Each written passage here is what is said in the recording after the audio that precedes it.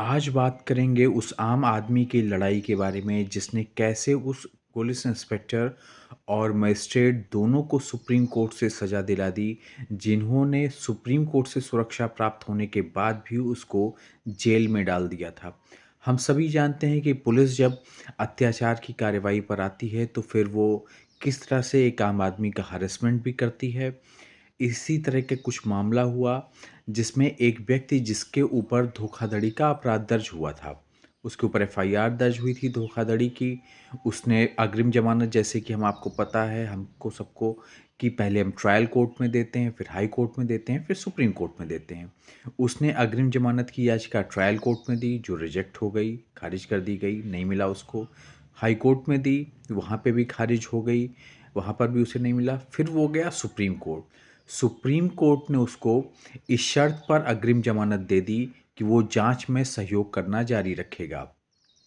अब उसको अग्रिम ज़मानत मिल गई, किसी को भी मिलेगी वो घर आके बैठ जाएगा कि हाँ मुझे तो अग्रिम ज़मानत मिल गई।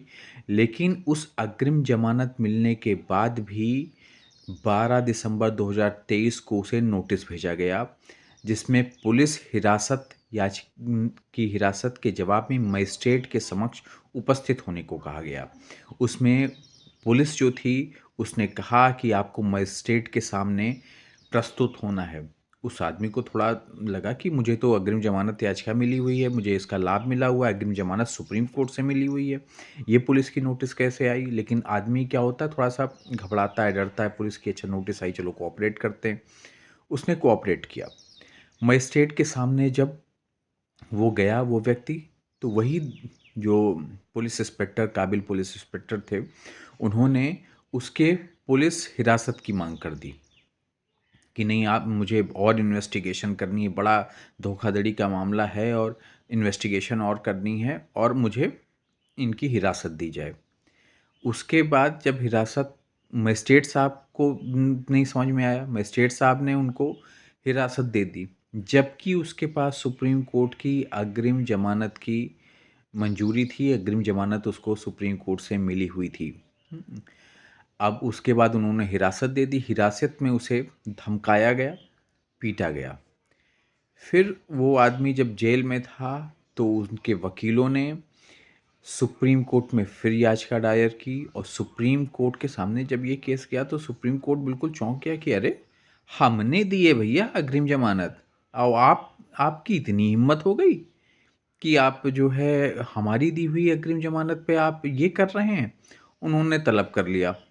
किसको-किसको तलब कर लिया? उन्होंने गृह विभाग के मुख्य सचिव को तलब कर लिया, सूरत के पुलिस आयुक्त को तलब कर लिया, पुलिस उपायुक्त को तलब कर दिया, वेसु पुलिस स्टेशन के पुलिस निरीक्षक, सबको तलब करके सब पे अवमानना का नोटिस जारी कर दिया। और सुप्रीम कोर्ट का कंटेम्प्ट, अच्छे-अच्छे के पसीने छूट जाएँ। फिर उसके बाद उन्होंने और भी एक मजिस्ट्रेट जिन्होंने ये हिरासत उसको दी थी, मुख्य मजिस्ट्रेट सूरत के, उनको भी कंटेम्प्ट का नोटिस जारी कर दिया।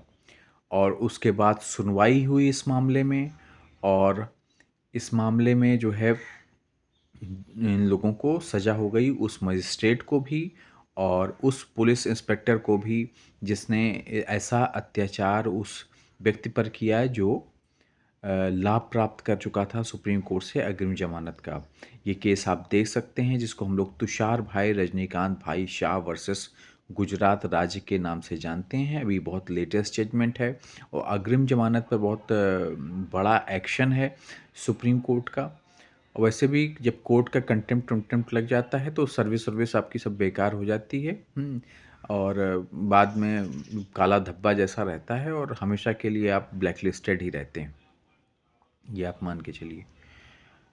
खैर, ये एक लड़ाई है जिसमें एक व्यक्ति ने अपनी लड़ाई और अपनी हिम्मत के बल पे अगर वो बंद हुआ तो उसने उन लोगों को भी सज़ा दिला दी जिसने उसको ज़बरदस्ती बंद किया था, जबकि उनको कोई भी ऐसा अधिकार प्राप्त नहीं था, जबकि इस व्यक्ति को सुप्रीम कोर्ट से सुरक्षा प्राप्त थी अग्रिम ज़मानत की। प्लीज़ इस चैनल को लाइक और सब्सक्राइब करें जिससे मैं आप तक लीगल अपडेट पहुंचाता रहूं। मैं हूं एडवोकेट विवेक सिंह। नमस्कार।